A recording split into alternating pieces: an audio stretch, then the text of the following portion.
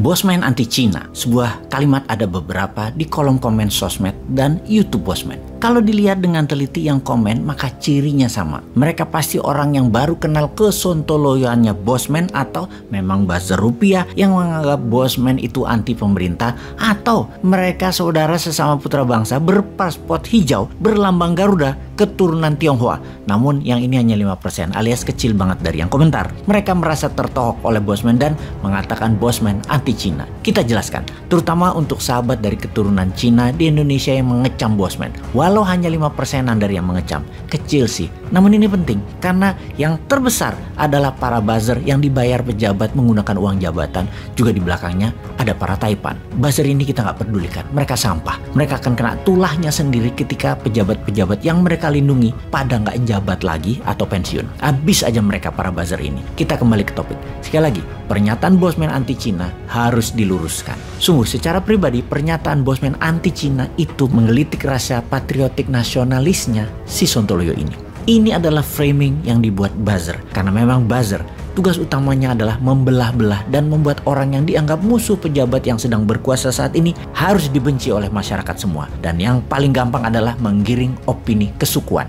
Jadi di sini kita menjelaskan beda Tionghoa, Chinese, Cina, dan Tiongkok. Bosman selalu mengatakan dan memilih terminologi Tiongkok dalam narasinya karena sungguh Bosman ini anti cara Tiongkok bernegara dan Tiongkok yang dimaksud adalah negara Tiongkok. Bosman anti strategi luar negeri negara Tiongkok sebagai negara yang menjajah ekonomi sebuah negara, mengeduk bahan alamnya, dikemas dengan narasi seakan ini bisnis murni. Namun sangat setuju untuk Indonesia meniru membangun ekonomi dengan meniru strategi dalam negerinya, negara Tiongkok. Kalau ras, ya gila aja kali kita anti sesama ras. Kita sesama homo sapien. Kita ini humankind. Kita ini pro-life. Sungguh, Bosman tidak anti ras Cina atau Tionghoa. Apalagi kepada sesama pemegang paspor hijau berlogo Garuda Pancasila. Berkali-kali Bosman mengatakan hati-hati dengan strategi negara Tiongkok dengan obornya. Hati-hati dengan soft powernya negara Tiongkok. Itu harus, sekali lagi, hati-hati. Karena kalau tidak hati-hati dan tidak paham geopolitik negara Tiongkok, Indonesia bisa seperti katak dalam panci yang sedang direbus hidup-hidup. Indonesia tidak akan terasa di awalnya, sampai tahu-tahu ngambang aja, mati aja. Mau bukti? 7 tahun Tiongkok berkontribusi di Indonesia misalnya, membangun nikel di Sulawesi, membangun power plant batubara, infrastruktur, jalanan, kereta api. Apakah membuat Indonesia menjadi negara superpower? Kita buktikan dengan pertumbuhan GDP per kapita 2014 adalah sekitar $3.800.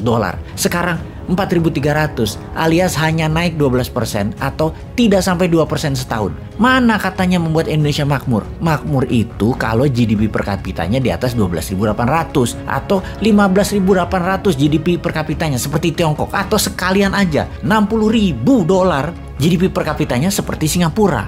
Oke, maaf kita tidak membicarakan lebih jauh hal ini ya. Kesannya pejabat sekarang tidak bisa membangun dan serba salah di mata Bosman. Sesungguhnya Bosman yang sontolo ini, yang orang bodoh ngaku pinter ini, hanya ingin mengatakan Indonesia itu Ferrari. Kenapa hanya digas 30 km per jam sih? Pada bisa nyetir nggak sih?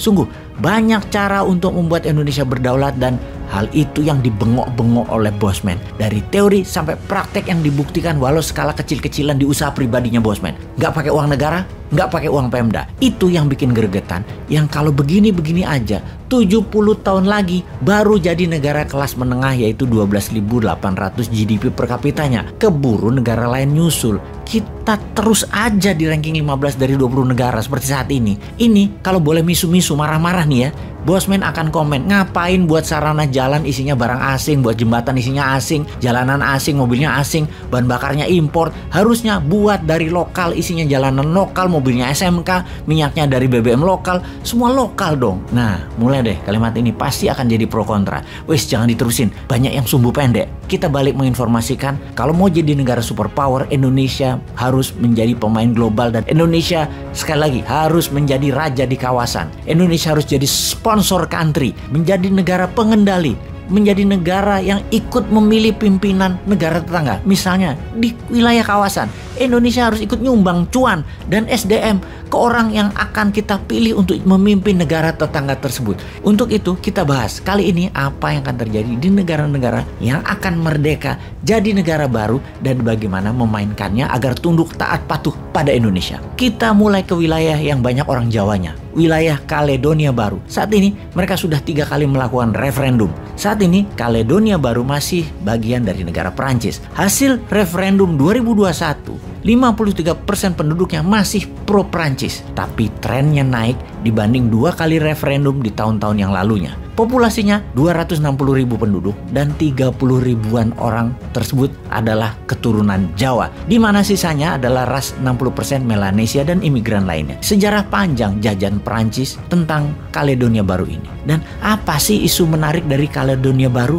Perancis telah mengambil setengah cadangan nikel di negara tersebut hingga saat ini. Dan gerakan pro pisah dari Perancis yang akan referendum di akhir tahun 2022 ini adalah disponsori oleh Tiongkok. Apa yang Tiongkok inginkan sama seperti Perancis. Tiongkok mau ambil nikel yang cadangannya sangat besar. Bahkan dikatakan bisa sampai kebutuhan 1/4 dunia adalah dari Kaledonia Baru. Satu lagi wilayah yang tak kalah menarik. Karena negara-negara Pasifik adalah negara-negara kepulauan.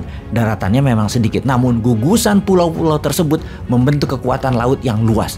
Wilayah yang kita bicarakan berikutnya adalah Bougainville, dekat Solomon Island. Kepulauan Bougainville ini dipaksa masuk bagian dari Papua Nugini, yang mana Papua Nugini dulu sekitar tahun 1890-an dijajah Jerman, kemudian 1914 diambil oleh Australia, lalu diambil oleh Jepang di tahun 1942, lalu diambil Amerika, lalu dikasih balik ke Australia, lalu oleh Australia di tahun 1975 Papua Nugini diberikan kemerdekaan dan Australia menjadi negara pelindungnya. Kepulauan Bougainville secara geopolitik menjadi bagian Papua Nugini.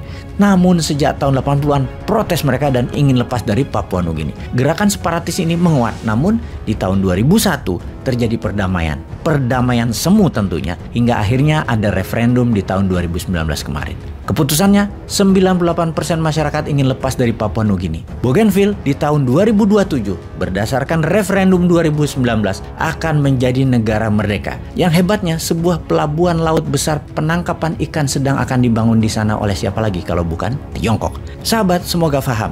Indonesia ke depannya harus bagaimana kalau mau menjadi global player. Sekedar mengingatkan, 2 negara baru tadi tetangga kita yang jauh dari mainland Tiongkok. Dan apalagi ada 5 negara baru lainnya yang akan kita sebutkan sebentar lagi. Jangan-jangan Indonesia hanya bengong doang wondering what happened, aya naon.